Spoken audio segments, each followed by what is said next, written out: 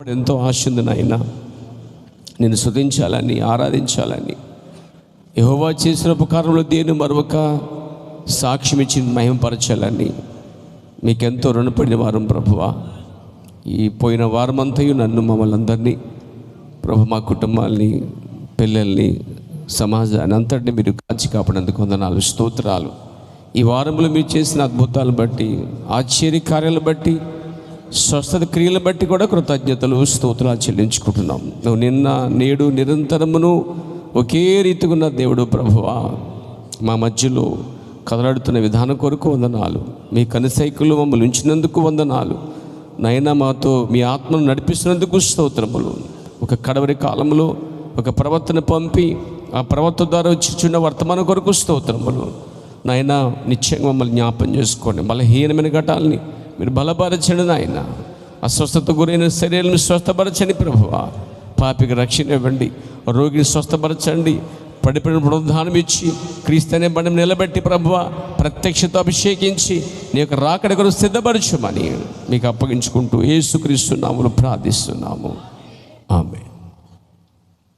వాక్యం చదువుకుందాం.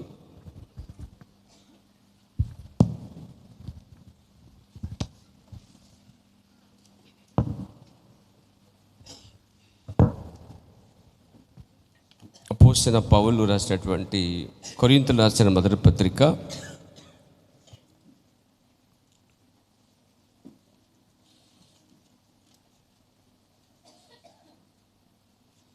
'దేవునికి స్తోత్రం కలుగునుగాక' 10వ అధ్యాయం వద్దామండి.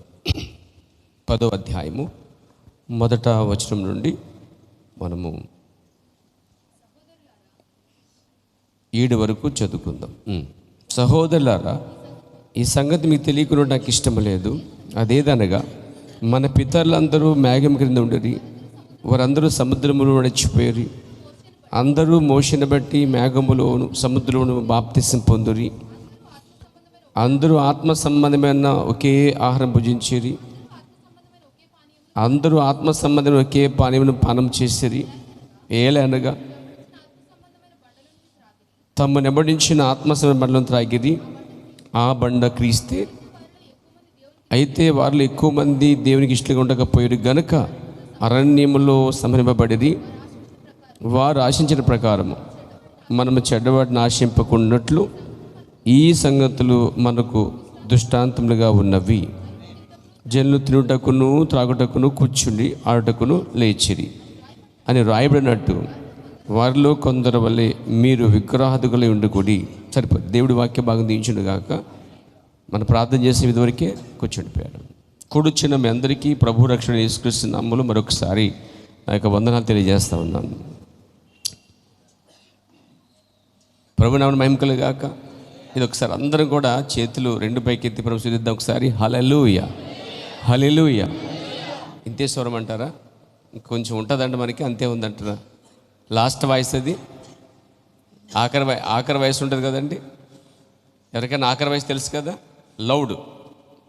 ఒక గ్రౌండ్లో గట్టిగా అరిస్తే ఎలా ఉంటుంది? ఇది ఒకసారి అందరం లౌడ్ అంటే ఆఖరి వాయిస్, పెద్ద వాయిస్ తోటి, శబ్దంతో.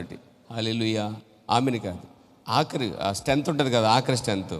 ఉదాహరణకి హల్లెలూయా చెప్పాడు, మిమ్మల్ని అనమని చెప్పట్లేదు. అది లాస్ట్ వాయిడ్. అది అవునండి. మీకు లాస్ట్ వాయిస్ ఉంటుంది కదా, ఇది ఉపయోగించండి సార్. ఇది ఎక్కడో తక్కువ నడిపించింది. ఇది ఒకసారి అన్నాం. దేవుని నామమున మహిమ కలుగుగాక. దెయ్యాలు కూడా పోతాయండి. అందరు గట్టిగా అరిస్తే కూర్చున్న దెయ్యాలు కూడా పోతాయి, నిద్ర దెయ్యాలు కూడా పోతాయండి, వ్యాధి దెయ్యాలు కూడా పోతాయండి. ఎందుకంటే ఇశ్రాయేలు అందరూ గట్టిగా అరిచినప్పుడు గోళ్ళే పడిపోయాయి కదా. ప్రభు నామమున మహిమ కలుగుగాక. గోళ్ళు అలాగొంచండి, ఉన్న దెయ్యాలు వెళ్తే సరిపోద్ది మనకి. దేవునికి స్తోత్రం కలుగుగాక, దేవునికి మహిమ కలుగుగాక. మంచి ఈ సమయంలో నేరుగా మనం వర్తమానంకి వెళ్ళిపోదాం, వాక్యంలోకి వెళ్ళిపోదాం. నేను చెప్పబోయేటువంటి అంశం ఏంటంటే, రాసుకోవచ్చు, ఇశ్రాయేలు ప్రయాణంలో 3 దశలు. 3 stages in Israel journey. Israel యొక్క యాత్రలో లేక ప్రయాణంలో 3 దశలండి. ఇలా రాసుకోవచ్చు మీరు, 3 stages in Israel journey. Israel ప్రయాణంలో 3 దశలండి. యాక్చువల్గా 3 దశలు అనేది మనం తీసుకుంటే అది పెద్ద అంశం. ఉదాహరణకి 3 అనేది మనం చూస్తే 1, 2, 3గా చూస్తాం. మన శరీరం ఒక భాగం, తర్వాత ఆత్మ ఒకటి, ప్రాణం ఒకటి, ఈ 3 కలిపి ఒక భాగం ఉంది. అలాగే పరలోకం, భూలోకం, పాతాళం 3 భాగాలు కనిపిస్తాయండి. ఈ 3 అనే కోసం ఆలోచిస్తే చాలా పెద్ద సబ్జెక్టు. ఈ 3 దశలు లేక 3 విధాల గురించి చెప్పాలంటే చాలా కార్యాలు ఉన్నాయి. మనం చూస్తుంటే దేవుడు త్రిత్వమై ఉన్నాడు కాదు, దేవుడు 3లో ప్రత్యక్షపరచబడతాడు.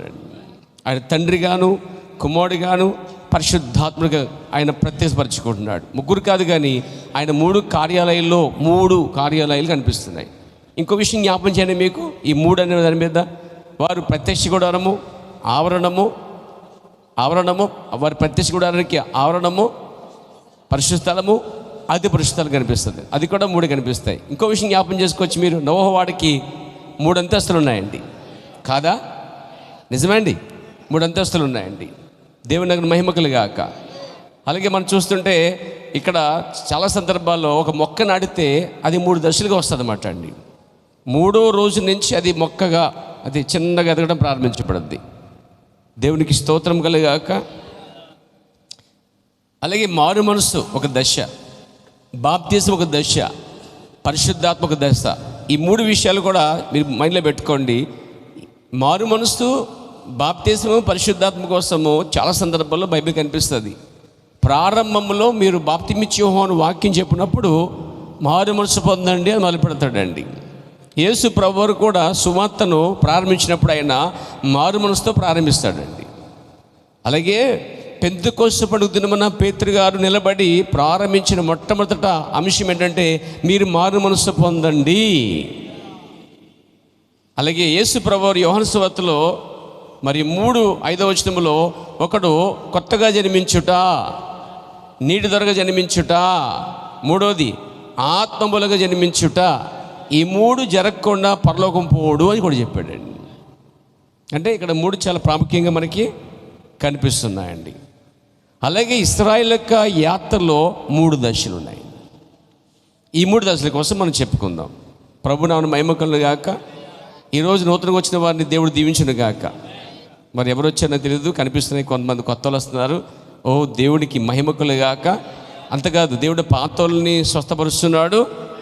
స్వస్థత పాతోళ్ళకి పరిమితం కాదు, కొత్తలు కూడా స్వస్థపరుస్తాడండి ఆయన. ప్రభునామమున మహిమ కలుగును గాక.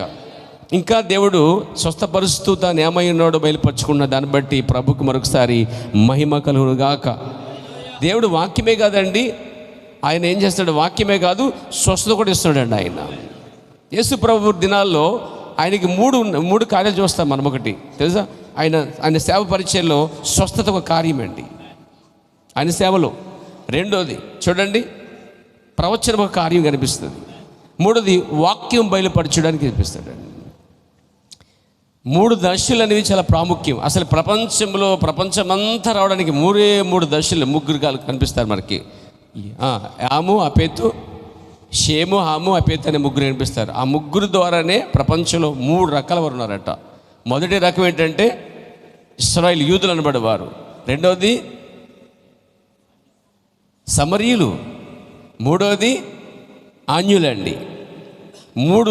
మొత్తం 3 జాతులతో ప్రపంచం ఇవ్వబడిందండి. యూదులు ఒక షేము, హాము, ఏపేతు అనే వారిలోంచి ఈ 3 భాగాలు వచ్చాయన్నమాట అండి. మనం అన్యులు చెందినవారు. ఈ అన్యుల్లోనే బోల్ కేటగిరీస్ ఉన్నాయి. ఈ అన్యుల్లోనే ఏమంటారంటే మేము తలండి, మేము తోకండి, మేము నడిమండి అంటారు. అర్థమైందండి?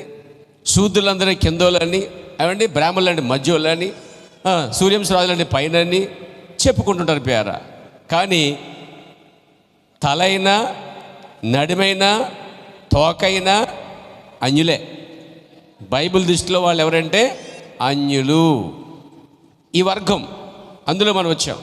2వది ఎవరండి, సమరీయులండి వాళ్ళు. 3వది యూదులండి. అసలే వంశం మాటకు వస్తే ప్రపంచంలో వంశం గొప్పది యూదులదేనండి. Praise the lord. మీకు వాక్యం రుజువు చేస్తాను. చాలామంది ఎరవిగుతున్నారు మా వంశం పెద్దదని. అలా వంశం పెద్దదనే వాళ్ళకి నా బైబిల్ చెప్పే సమాధానం ఆమోసు గ్రంథం. Praise the lord. దేవునికి స్తోత్రం కలుగాక. 3వ అధ్యాయం 2వ వచనమండి. థ్యాంక్ యూ అమ్మ, చదవండి.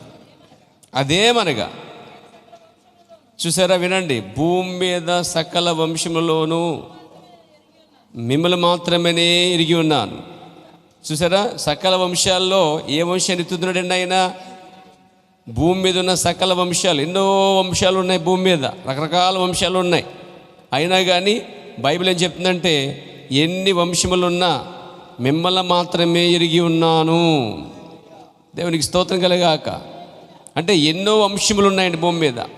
ఎన్నున్నా కానీ ఆయన దృష్టిలో మాత్రము మీరే, మిమ్మల్ని మాత్రమే ఎరిగి ఉన్నాను అంటే వారినే బాగా హెచ్చించాడండి ఆయన. కాబట్టి యూదులు మేము గొప్పవారము, దేవుడు మాకే ఉన్నాడు అని వంశాన్ని బట్టో, రంగును బట్టో, జ్ఞానాన్ని బట్టో, లేక దేవుడు వారి చుట్టూ తిరుగుతున్నదాన్ని బట్టో వారు గర్వించిన సందర్భాలు లేకపోలేదు. అలా గర్వించిన సందర్భాలు జరిగినప్పుడు దేవుడు వారిని కొట్టి, పగలగొట్టి, చెదరగొట్టి, మరలా వారు పశ్చాత్తాపడినప్పుడు ఒక ప్రవర్తన పంపి మరలా తీసుకొచ్చే సందర్భాలు లేకపోలేదు బైబిల్లో. దీన్ని బట్టి వంశం గొప్పదని గర్విస్తే చెదరగొడతాడు దేవుడు. జ్ఞానం గొప్పదని చెప్తే చెదరగొడతాడు దేవుడు. ఆస్తులు గొప్ప అని చెప్పుకుంటే వాటి కూడా పగలగొడతాడు దేవుడు. ఎందుకంటే తెలుసా, ఆయన గొప్పవాడు కాబట్టి, ఆయనకు మహిమ చెల్లాలి కాబట్టి. ప్రభు నామన మహిమ కలుగాక. కాబట్టి నా ప్రియమైన సోదరులారా, ప్రపంచమంతా 3 జాతుల గురించి వచ్చామండి. కాబట్టి అన్యులు అనేది ఇక దేవుని దృష్టిలో ఒకే జాతి, కానీ అన్యుల్లో రకరకాల జాతులు ఉన్నాయి. మనం పెట్టుకున్న జాతులు, మనం తీసుకున్న జాతులు అవన్నీ కూడా. కానీ దేవునికి ఒకే ఒక్క జాతి. చెప్పాలంటే యేసుక్రీస్తు నమ్ముకున్న వాళ్ళందరూ ఒకే జాతికి చెందిన వాళ్ళండి. భారతదేశానికి ఒక పటం ఉంటుందన్నమాట. ప్రతి దేశానికి ఒక ఫ్లాగ్ ఉంటుంది. ఒక దేశానికి సంబంధించినటువంటి ఆ దేశం సరిపడిగా ఒక జెండా ఉంటుందన్నమాట. మనం ఎక్కడ పోయినా కానీ ఆ జెండా గుర్తుపెట్టవచ్చు, అది భారతదేశపు జెండా అని. ఎన్ని జెండాలు ఉన్నా, ఎన్ని జెండాలు భారతదేశంలో ఎన్ని జెండాలు లేచినా కానీ దేశానికి ఒక ప్రత్యేక జాతీయ జెండా ఉంటుందండి. ఆ జెండా ప్రపంచమంతటికి తెలుసు, ఇది భారతదేశపు జెండా అని.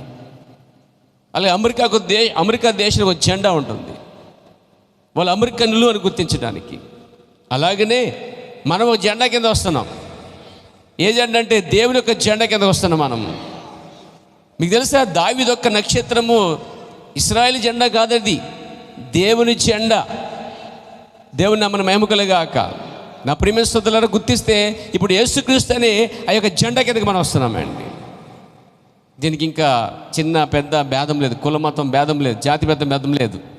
మనం ఇంకా ఇందులోకి వచ్చి కూడా ఇంకా మా కులము, ఇంకా మా జాతి, మేము అలాగండి, మేము ఇదండి, మేము అదండి, మేము ఓసీ అండి, మేము బీసీ అండి, మేము ఎస్సీ అండి, ఎస్టీ అండి, మేము అదండి ఇదండి అసలు చెప్పకూడదు. అలా నువ్వు చెప్పినట్లయితే యేసు ప్రభు కూడా నేను ఎస్సీలే నమ్ముకుంటాను, ఇది నేను ఎస్సీ వాడిని అని ఉండేవాడు. లేదా నేను ఎస్టీ నమ్ముకుంటాను, నేను ఎస్టీ వాడిని అని ఉండేవాడు. లేదా నేను ఓసీ నేను ఓసీని కాబట్టి ఓసీ వర్గాన్ని మాత్రం రక్షిస్తాను అని ఉండేవాడు. బహుశా వాడు మనలా ఉండుంటే, ఒకవేళ క్యాస్ట్ ఫీలింగ్ అనుకుంటే, ఏమండి క్యాస్ట్ ఫీలింగ్ ఉంటే దేవునికి యేసుక్రీస్తుకి కేవలము ఆయన యూదుడు చెందినవాడా? యేసుక్రీస్తు యూదుడు అనుకున్నారు ప్రపంచమంతా. కానీ యేసుక్రీస్తు యూదుడు కాదండి, అన్యుడు కాదండి, ఆయన దేవుడు. దేవునికి ఎటువంటి కులము లేదు, క్యాస్ట్ లేదు దేవునికి అసలే. బ్రహ్మ అంటే బ్రహ్మ నుంచి వచ్చామని పలానా అక్షరాలు తీసుకున్న జనాలు.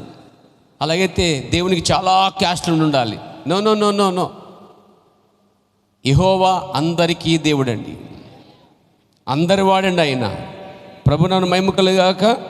ఆయన కనుక రక్షించడానికి వచ్చినప్పుడు ఓసీ వాళ్ళని ఆయన ఓసీ అయి ఉంటే, బీసీ వాళ్ళని ఆయన బీసీ అయి ఉంటే, సిసి అని లేకపోతే ఎస్టీ అని ఎస్సీ అని ఉండి ఆయన మైండ్లో ఉన్నట్టు కనుక వారి వర్గాన్ని కాపాడుకుంటుండేవాడు.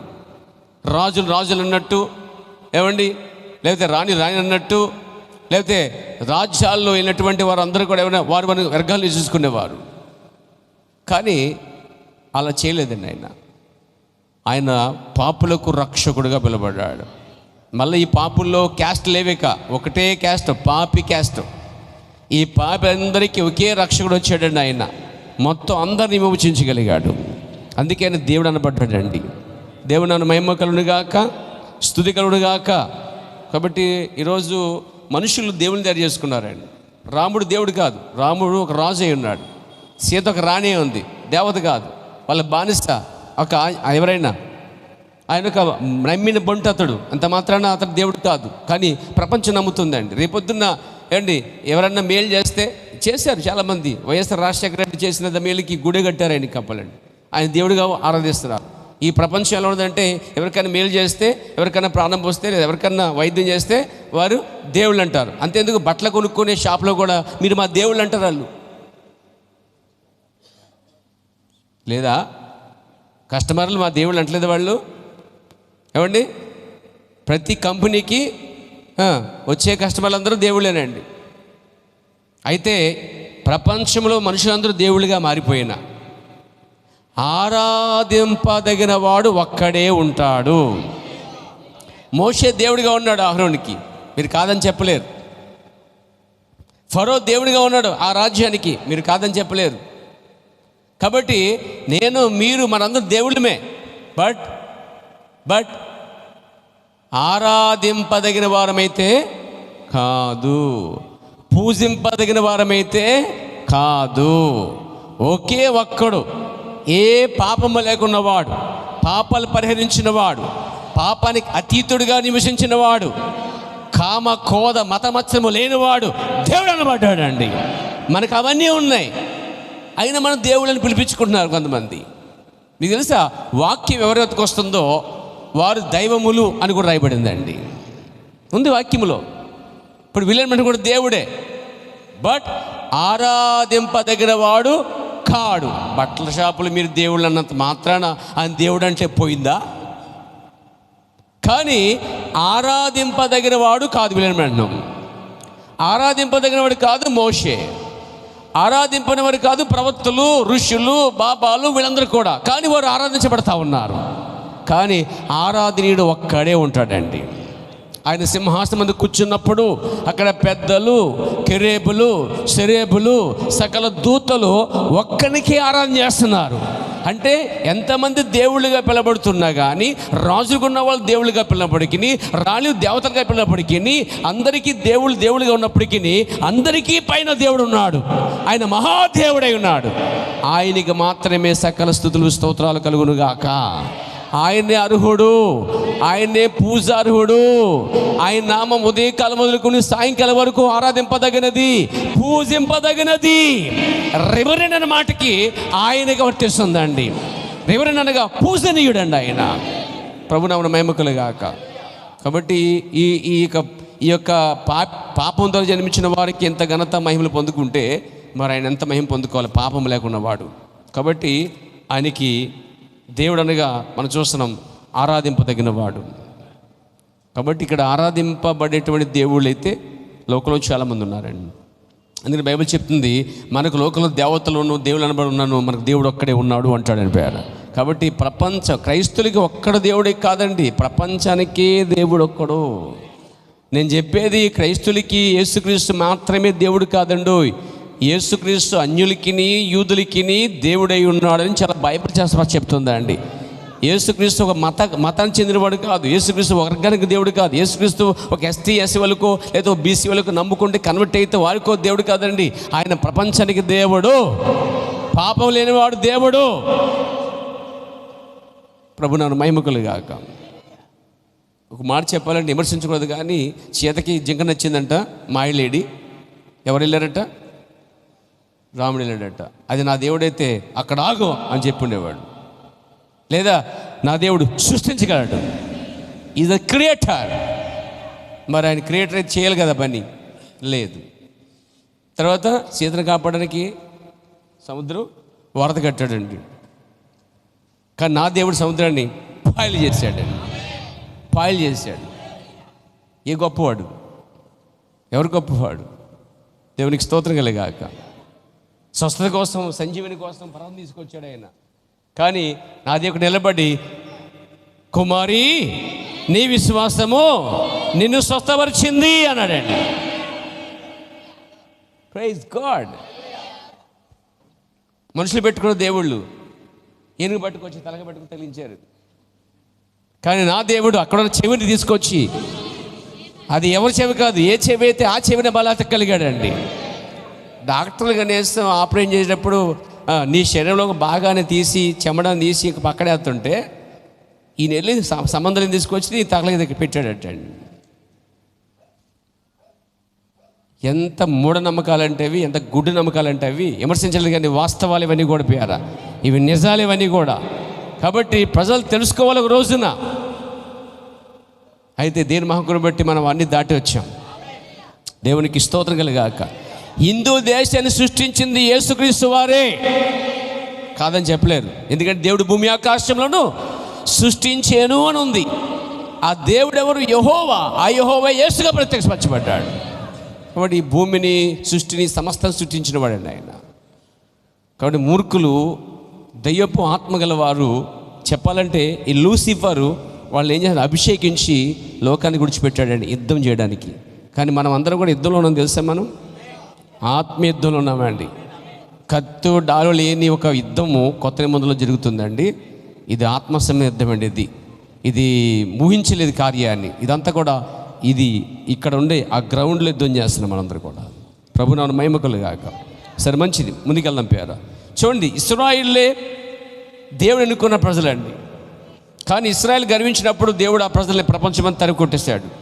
మళ్ళా వారు పశ్చాత్తాపడినప్పుడు మరలా తీసుకొచ్చాడు, మరలా కొట్టాడు, మళ్ళీ తీసుకొచ్చాడు. ఎన్నిసార్లు అయినా దేవుడు వారిని ఉతికి ఆరబెట్టాడు చెప్పాలంటే అండి.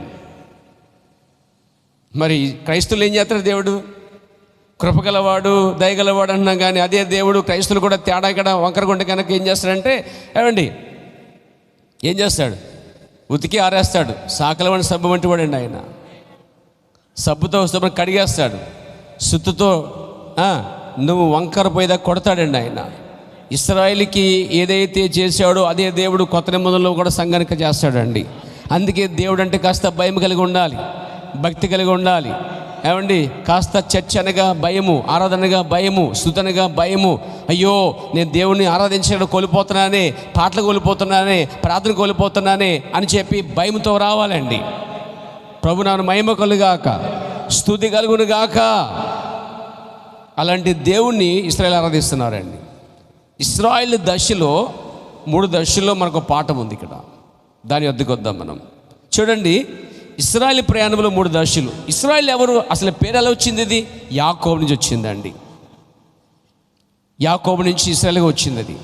మీకు తెలుసా, ఆదిలో దేవుడు అబ్రహాం అనే వ్యక్తిని పిలిచాడు. ఈ అబ్రహాముని అబ్రహాముగా మార్చాడు. అబ్రహాములోంచే సకల వంశంలో బయటకు వచ్చాయి. అర్థమైందండి? అయితే దేవుడికి వాగ్దానము ఇస్సాకుతో ఉంది, దేవుని వాగ్దానము యాకోబుతో ఉంది, దేవుని వాగ్దానము ఇశ్రాయేలు దృష్టి మీద ఉన్నది. కాబట్టి అబ్రహాము నుంచి ఇస్సాకు వచ్చాడు, ఇస్సాకు నుంచి యాకోబు వచ్చాడు, యాకోబు నుంచి 12 గోత్రాలు వచ్చాయి. ఈ 12 మంది సంతతి వారే ఇశ్రాయేలుగా పిలువబడ్డారండి. టోటల్గా చెప్పాలంటే యాకోబు అనే పేరు ఇశ్రాయేలుగా మార్చబడినప్పుడు యాకోబు ద్వారా వచ్చిన సంతతి ఏదైతే ఉందో ఆ సంతతి అంతటికి తండ్రి పేరుని బట్టి ఇశ్రాయేలు అని పేరు వచ్చిందన్నమాట. ఇప్పుడు అర్థమైంది మీకు అందరికీ? ఇప్పటికే ప్రపంచంలో ఇశ్రాయేల్ కంట్రీ ఉందని తెలుసు మనకి, ఇశ్రాయేల్ దేశం ఉందండి. కానీ చాలా చిన్న దేశం అంటది. ప్రపంచంలోనే చిన్న దేశము, ప్రపంచంలోనే సంఖ్య కూడా ఇంచుమించుగా ఎంత తక్కువ సంఖ్య ఉన్నారట వాళ్ళు. ఎంత లక్షల రూపాయ ఉన్నారా? 90 లక్షలు ఉన్నారా? 90 లక్షలు ఉన్నారంటండి. అంటే ఇంకా కోటికి తక్కువే ఉన్నారండి. మరి మన భారతదేశం ఎన్ని కోట్లండి? 3 కోట్ల 130 కోట్ల. My God. చైనా దేశం 140 కోట్ల. ప్రపంచంలో 2 దేశాలు పెద్దవి అని జనసంఖ్యలో. కానీ వైశాల్యంలో రష్యా పెద్దది, జనసంఖ్య తక్కువ. కానీ ఇదంతా చూస్తుంటే ప్రపంచంలోనే చిన్న దేశం ఎవరిది ఇప్పుడు? ఇశ్రాయేల్దే. పాపులేషన్ ఎంత? 90 లక్షలే. అంటే చాలా తక్కువ మంది. కానీ ప్రపంచమంతా వారికి భయపడుతుందండి. దానికి కారణం ఆ చిన్న మంద వెనక దేవుడు ఉన్నాడు. అందుకే ఏ రాజు కూడా జయించి వెళ్ళి జెండా పాతలేకపోతున్నాడు అక్కడండి. ఎంతోమంది ఆ అరబీ నాయకులు, అరబీ యొక్క రాజులు ఆ చుట్టూ ఉన్న రాజులందరూ ఇప్పటికీ నడుమడ్డు మీద ఉన్నటువంటి దీన్ని ఎత్తిపడేయాలి, ప్రపంచ మ్యాప్లో ఉండకూడదు అనేది పెద్ద కట్టడ అన్నమాట అండి. అరబీలు అందరూ దాని మీద పడితే హిందువులందరూ కలిసి పడ్డారు ఈరోజు. అయినా కానీ విజయం మాత్రం ఇస్రాయేల్దేనండి. మొన్న ఎక్కడ వస్తుంటే నిర్గమకాండంలో ఉంటుందన్నమాట. ఫరో వాడిని ఎంతో బాధించినా, ఎంత కట్టడి చేసినా ఇశ్రాయేల్ అంట ప్రబలిరి. ఇక్కడ కూడా ఈ చిన్న ఇశ్రాయేల్ ఉన్నారండి, దీన్ని కూడా చాలా బాధ పెట్టారని వాళ్ళు. అయినా ప్రబలింది, వారు కళ్ళెరది చూడగలరు. ఎందుకంటే బెత్లెహేమ్ అనే స్థలంలో మనం ఉన్నాం. అనగా బెత్లెహేమ్ అనగా దేవుని రొట్టెల ఇల్లులో ఉన్నాం, అంటే రొట్టె తింటా ఉన్నాం పేర. ప్రపంచంలో బెత్లెహేమ్ చాలా చిన్నది, అది నడిబొడ్డుగా ఉంది. దాంట్లో జన్మించాడు యేసు ప్రభువు వారు. ప్రపంచ నడిబొడ్లో జన్మించాడు కాబట్టి ప్రపంచానికి రాజధానిగా ఆయన ఉన్నాడండి. ఆయన దేవుడిగా ఉన్నాడు పేర. ఇప్పుడు దేవునికి స్తోత్రం కలిగాక. క్రీస్తు పూర్వం, క్రీస్తు రాముడి పూర్వం, రాముడి శేఖం అనరండి ఎవరున్నారు.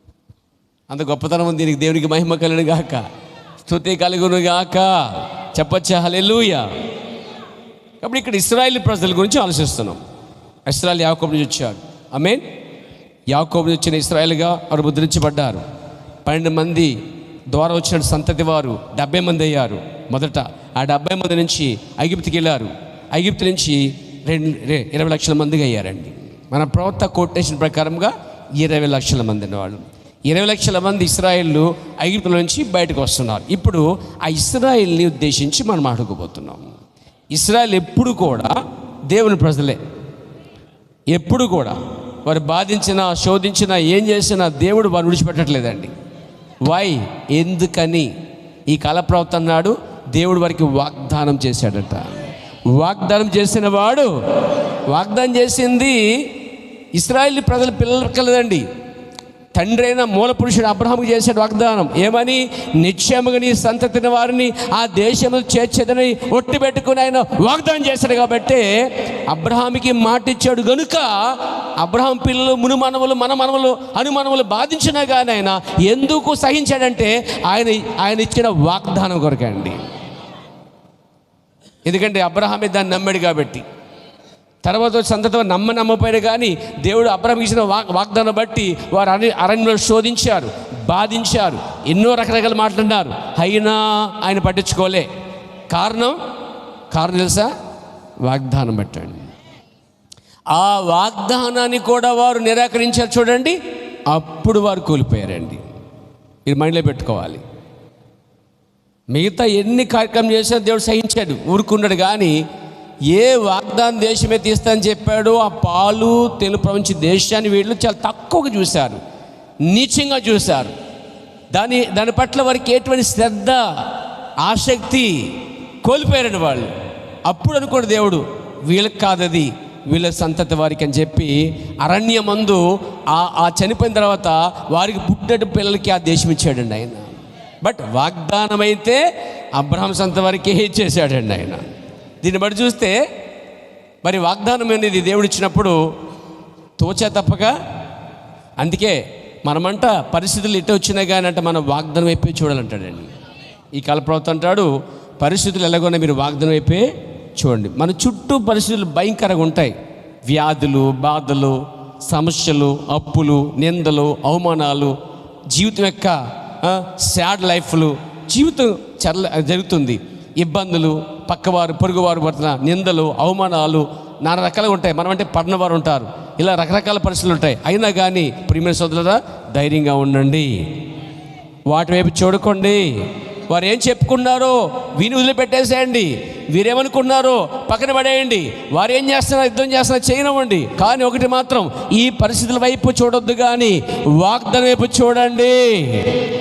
ఆ పిల్లలు ఎప్పుడైతే యెహోషువ, కాలేబులు వాగ్దానం వైపు చూడగలిగారో వారు మాత్రమే సజీవులుగా ఆ దేశానికి వెళ్ళారు. వాళ్ళు ఆయన నిన్న నేడు నిరంతరము ఒకే రీతిగా ఉన్న అర్థం ఏంటంటే అప్పుడు అలాగ ఉన్న దేవుడే, తర్వాత అలాగున్న దేవుడే, ఈరోజు అలాగున్న దేవుడే, రేపు తర్వాత వచ్చే తరములో కూడా దేవుడు అలాగే ఉన్నాడు.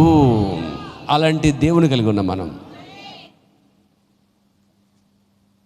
దేవునికి స్తోత్రం కలిగాక.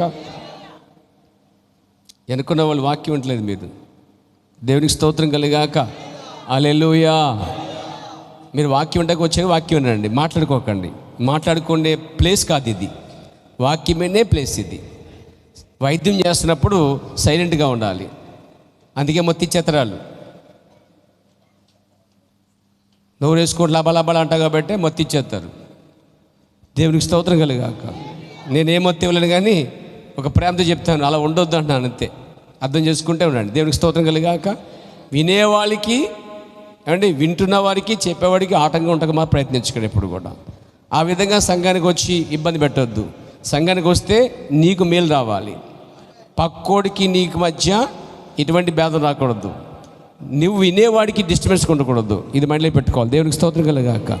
ఏమైనా పిల్లలు కూడా అస్తమానం తిరగకూడదు, అలాగే అస్తమానికి కిందకి వెళ్ళకూడదు. అస్తమానికి కిందకి వెళ్ళిపోతే షుగర్ ఉంది ఏంటి, ఏమైనా అస్తమానం వెళ్ళిపడికి ఏమండి ఇలాంటి దానికి కూడా ఇక్కడ వైద్యం ఉంది, చేస్తాం ఇక్కడ వైద్యం ఉంటుంది. దేవుడు స్వస్థపరిచాడు కావాలంటే.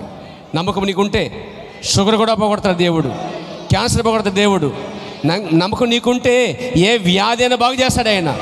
కానీ నీ నమ్మకం మనుషుల మీద వారి మీద ఆధారపడితే కుదరదు. వాక్యం పైన వాగ్దానం పైన ఉంటేనే చేస్తాడు దేవుడు. అందుకని ఒక పెద్ద ఆయన వస్తాడు చేతులు వేస్తాడు, నో, పెద్ద ఆయన స్వస్థత లేదు.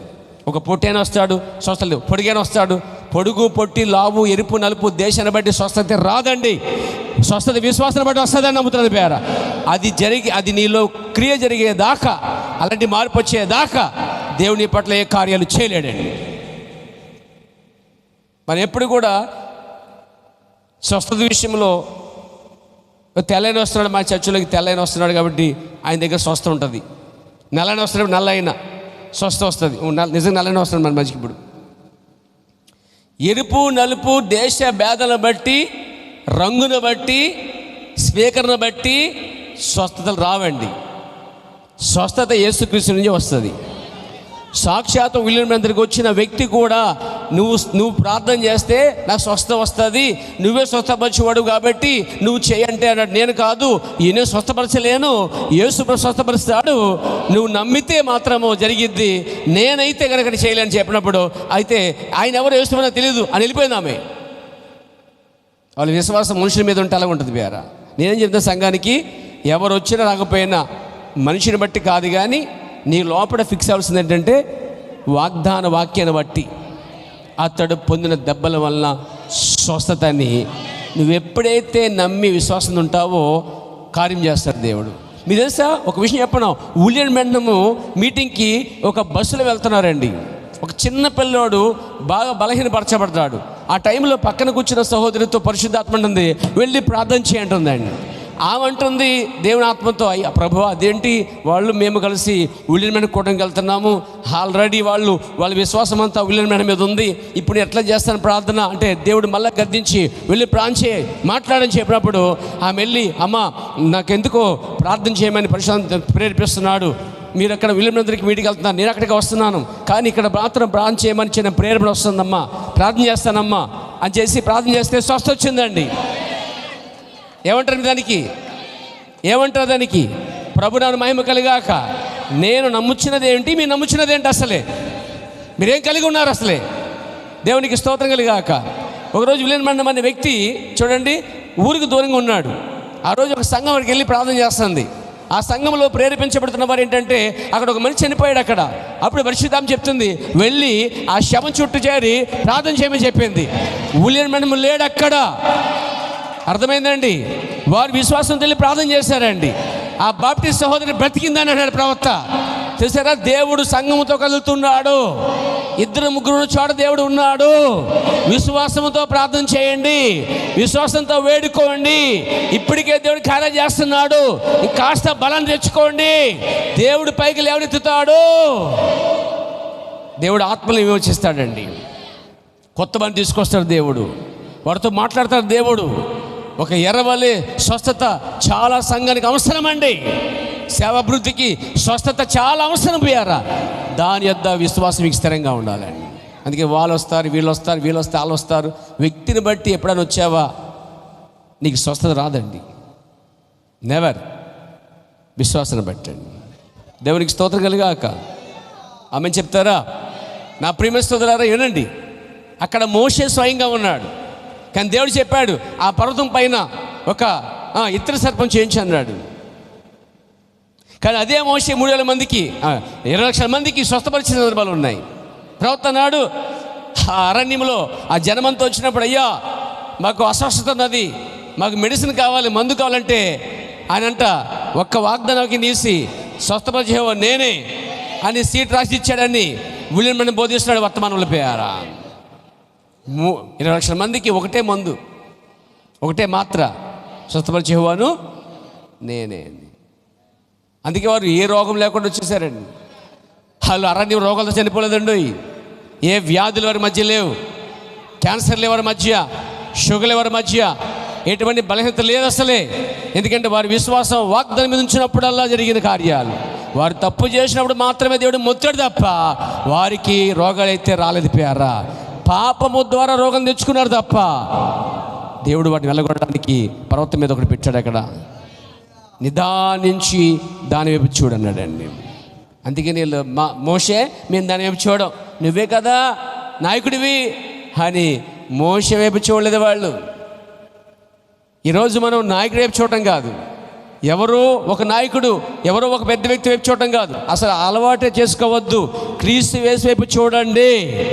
బాప్తిస్మం యోహాను వాక్యం బోధిస్తే వాక్యం విన్న ప్రజలు యేసు వైపు చూచారటండి. వాక్యం ఎవరు బోధించినా, విశ్వాసం ఎవరు తీసుకొస్తున్నా మనుషుల మీదకి, సేవకుల మీదకి కాదు విశ్వాసం వెళ్ళవలసింది. పాస్టర్ మీదకో, సువార్తికుడి మీదకో, ఒక పెద్ద సేవకుడి మీదకో నీ విశ్వాసం మళ్ళించుక. నీ విశ్వాసం వాగ్దానం వైపు. అతడు పొందిన దెబ్బల వలన స్వస్థత కలుగును అని ఎంత నమ్ముతావో అంత వస్తుంది. అది నమ్మకుండా నీ వ్యక్తులు చూసావంటే స్వస్థత జీవిత కాలం రాదండి. ఛాలెంజ్ ఆ విషయాల పేరా. ఇక్కడ బైబిల్ ప్రకారం చూస్తున్నాం. నీ విశ్వాసమే నిన్ను స్వస్థపరిచిందంటే నేను కూడా కాదు, అది నీవే అన్నాడండి ఆయన. దేవునికి స్తోత్రం కలుగాక. రివైజులేషన్ దాన్ని తీసుకురావాలి సంఘంలోనికి ప్రియారా. అలాంటి విశ్వాసం రావాలి సంఘానికి. సంఘం చెప్పాలి, రండి చర్చలోకి రండి, ప్రార్థన చేస్తాం మేమందరం కలిపి. నిజంగా మేము ప్రార్థన చేయగా దేవుడు స్వస్థపరుస్తాడని చెప్పాలి. ఎవరో చేస్తే స్వస్థత, నువ్వు చేస్తేనే స్వస్థత. ఆ బస్సులో ఎవరో కాదు, ప్రవక్త కాదు, అక్కడ సంఘానికి వచ్చి విశ్వాసం చేశారు. అక్కడ చిన్న గుంపు ప్రార్థన గుంపు చేసింది, స్వస్థత జరిగింది ప్రియారా. సంఘం అది ఆ స్థాయికి రావాలి. ఎవరో చేస్తే వస్తుంది స్వస్థ కాదు, నువ్వు చేస్తే కూడా స్వస్థ వస్తుంది. కానీ విశ్వాసం నీకు ఎక్కడో ఉంది కాబట్టి అది జరగట్లేదు. కానీ ఎక్కడికో పంపించిన విశ్వాసాన్ని వీళ్ళు తెచ్చేసుకో. మళ్ళా వెళ్ళు, త్వరగా పరిగెట్టు. ఎక్కడెక్కడ పెట్టావో ఇన్వెస్ట్మెంట్ చేస్తుంటావు. ఫెయిత్ని ఇన్వెస్ట్మెంట్ పెట్టుబడి పెట్టుంటావు అక్కడక్కడ. సువార్తికుల్లో పెట్టుబడి తీసేయి, బయటికి తీసేయి. పాస్టర్లో పెట్టావు పెట్టుబడి, తీసేయి పెట్టుబడి. కానీ ఆ పెట్టుబడి ఓకేలో పెట్టు, ఇక్కడ పెట్టు, ఇక్కడ చేయి ఇన్వెస్ట్మెంట్. అప్పుడు వస్తుంది నీకు ప్రతిఫలం అండి. దేవుని నామమున మహిమ కలుగును గాక. విశ్వాసం అనే ఆ యొక్క పెట్టుబడి కూడా చెప్తాడు పేరా. దాన్ని అక్కడక్కడ కూడా పెట్టవద్దు. తెల్లోడు, నల్లోడు, ఎర్రోడు, పుట్టోడు, పొడుగోడు, లావుంటోడు, బక్కోడు, తెలివైనోడు, గొప్ప 1000 మందికి పాస్టర్, 200 మంది పాస్టర్ అలా చూడొద్దు అసలు. నువ్వు అక్కడ 5 ఉన్నా సరే దేవుడు కార్యం చేస్తాడు. కొద్దివారేమి గొప్పవారేమి యెహోవా వలన ఈ కార్యం జరిగినని యోనాతాను పలుకుతుండే పేరు. అక్కడ అక్కడికి లేఖలను మర్చిపోకుండా వాక్యాల పేరా. వాక్యం నిన్న నేడు ఏకరీతిగా ఉంది. మన విశ్వాసం సలిగిన మాత్రాన వాక్యం సలిగిలిపోద్ది అనుకోద్దు పేరా. మన విశ్వాసం సరిలేకపోతే వాక్యం సరిలేదనుకోద్దు. వాక్యం ఎప్పుడు స్థిరముగా ఉంది. అది ఎలా ఉందంటే భూమికి పునాదులు వేసినట్టుగా నిలబడి ఉన్నది. ప్రభువుని మహిమ కలుగును గాక. కాబట్టి నా ప్రియమైన సోదరులారా, ఇశ్రాయేలు ఆ విధంగా వచ్చారు బయటికి. ఇప్పుడు మొదటి దశ, ప్రైజ్ ది లార్డ్. ఇక్కడ మొదటి దశ ఏంటి? ఐగుప్తు దశ అండి. ఐగుప్తులో వారు ఉన్నప్పుడు దేవుడు ఐగుప్తు నుంచి వారిని పిలుస్తున్నాడు. దాని అర్థం ఏంటంటే ఈరోజు ఐగుప్తు అంటే లోకమైంది. ఆ రోజు వారికి ఐగుప్తు చీకటికి, పాపానికి, లోకానికి గుర్తుగా ఉంది. ఈరోజు మనకి అదే గుర్తుగా ఉంది. అయితే వారు ఒక బానిసత్వం కింద ఉన్నారు. కానీ మొదటి దశ బానిసత్వం నుంచి బయటికి వెళ్ళబడ్డారు. ఈ కల ప్రవర్తన నాడు వారి ప్రయాణంలో 3 దశలు ఉన్నవి. There stages in Israel journey. Israel ప్రయాణంలో 3 దశలు ఉన్నవి. ఒకటి, వారు ఐగుప్తుని విడిచిపెట్టారు. కానీ ఒక దశ ఐగుప్తులో ఉన్నారు. వాళ్ళు ఐగుప్తులో ఉన్నప్పుడు వారు ఏం చేశారు ఆలోచించండి. అక్కడ ప్రార్థన లేదు, వాక్యం లేదు, ఆరాధన లేదు, ధర్మశాస్త్రం లేదు, బోధకులు లేడు, చర్చి లేదు, పూర్తిగా లోకం. అక్కడ యాజకుడు లేడు, వింటున్నారా? ఆరాధన లేదు, గుడి లేదు. మీకు తెలుసు వాళ్ళు ఏం చెప్పారో, మా దేవుణ్ణి ఆరాధించడానికి మేము 3 రోజులు దూరంగా వెళ్ళి వస్తామని చెప్పారు అక్కడ. కానీ ఐగుప్తులో ఆరాధించే స్థలం లేదు వారికి. ఎందుకంటే ఐగుప్తు సర్పంతో ఉన్నది అక్కడ. వాళ్ళందరూ కూడా సర్ప బానిసలుగా ఉన్నారు అక్కడ. చెప్పాలంటే ఫరో చేతి కింద మగ్గిపోతున్నారు. ఐగుప్తు అనేది వారికి ఒక బానిసత్వం అన్నమాట. వారి బానిసలు అయిపోయారు ఐగుప్తు కింద ఉన్నారు వాళ్ళు. చెప్పాలంటే సర్పపు నీడలో ఉన్నారు వాళ్ళు. ఐగుప్తుకి ఆరాధన దేవత సర్పదేవత అయి ఉంది కాబట్టి ఆ సర్పం కింద ఉన్నారు.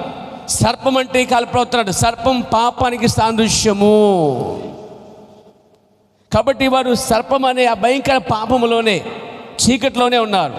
ఫరో సాతానికి సాదృశ్యం అన్నాడు. ఫరో కింద మగ్గిపోతున్నారు వాళ్ళు. ఆ ఫరో కింద ఉన్నప్పుడు వారికి ధర్మశాస్త్రం కానీ, మారు మనసు కానీ, బాప్తిసం కానీ, రక్షణ కానీ, స్వస్థత కానీ ఏ కార్యాలు లేవు. ఒక వ్యక్తి లోకంలో ఉన్నప్పుడు ఇలాగే ఉంటాడు.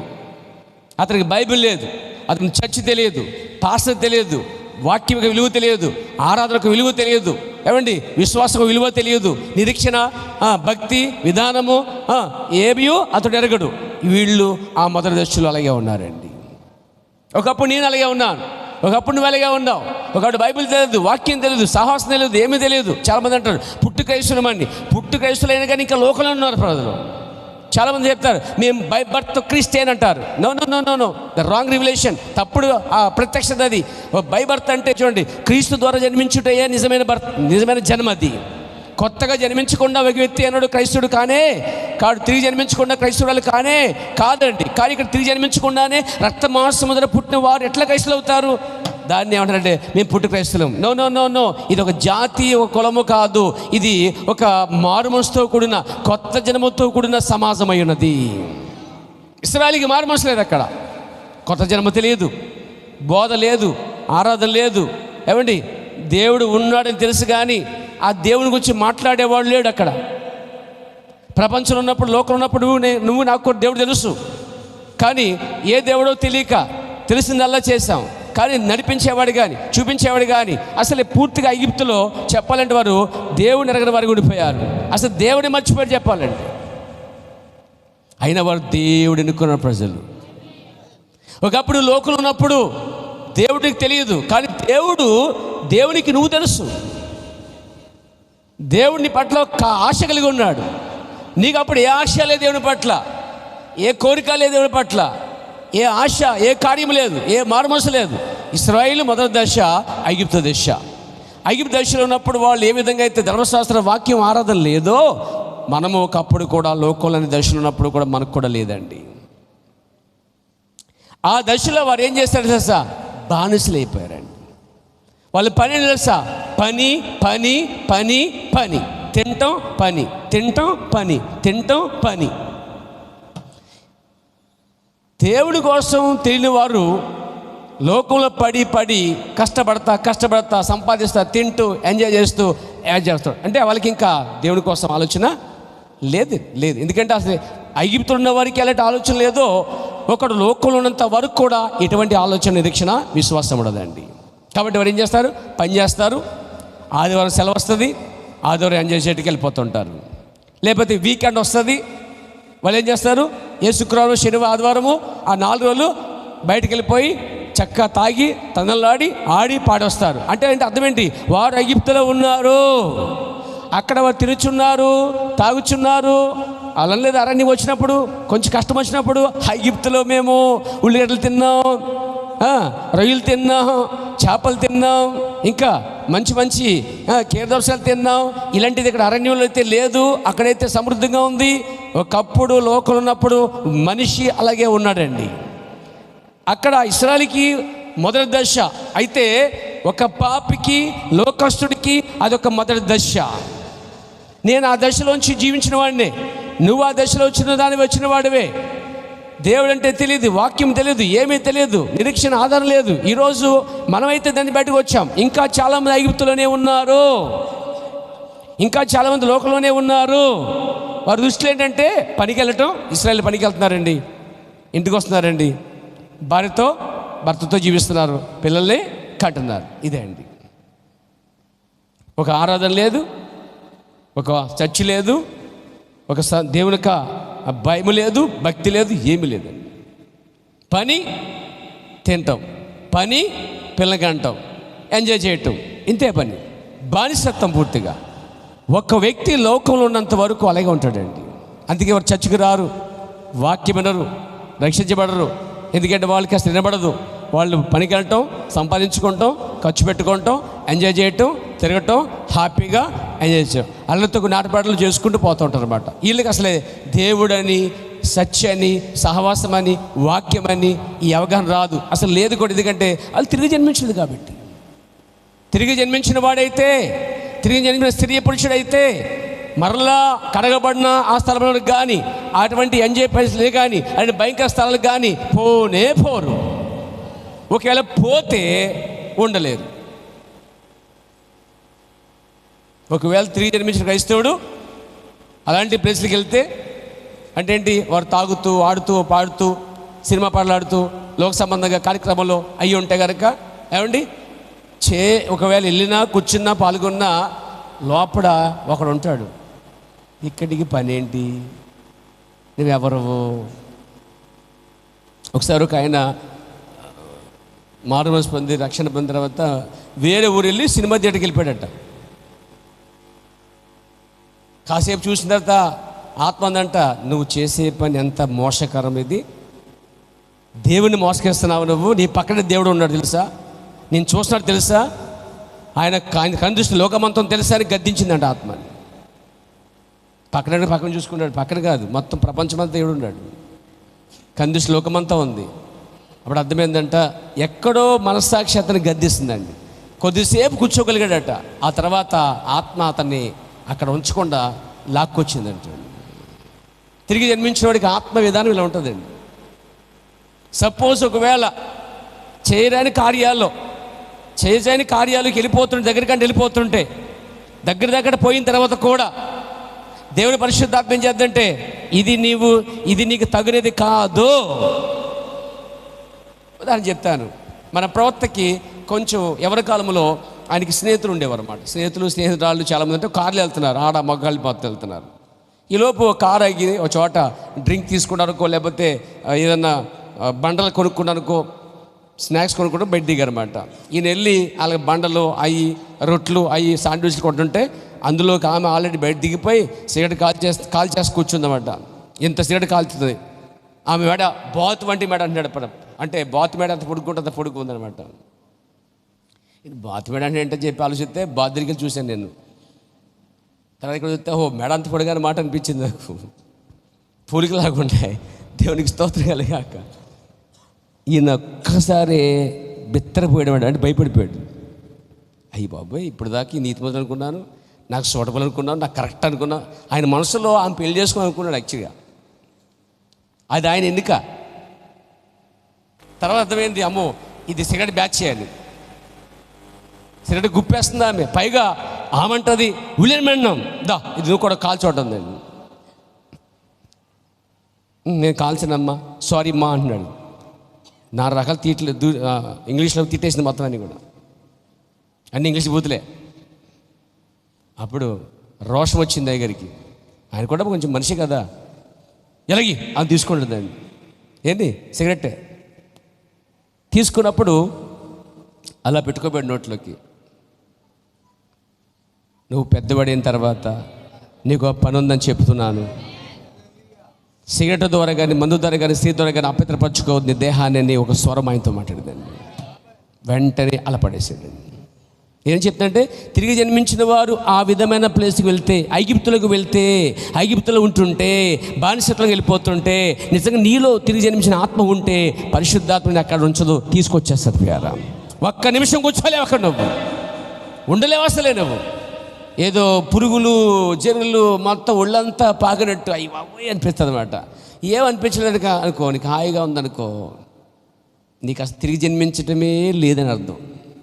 తిరిగి జన్మించిన వాడికి, తిరిగి జన్మించిన స్త్రీకి, తిరిగి జన్మించిన పురుషునికి స్త్రీకి, జన్మించిన వారికి తేడా చాలా ఉంటుందండి.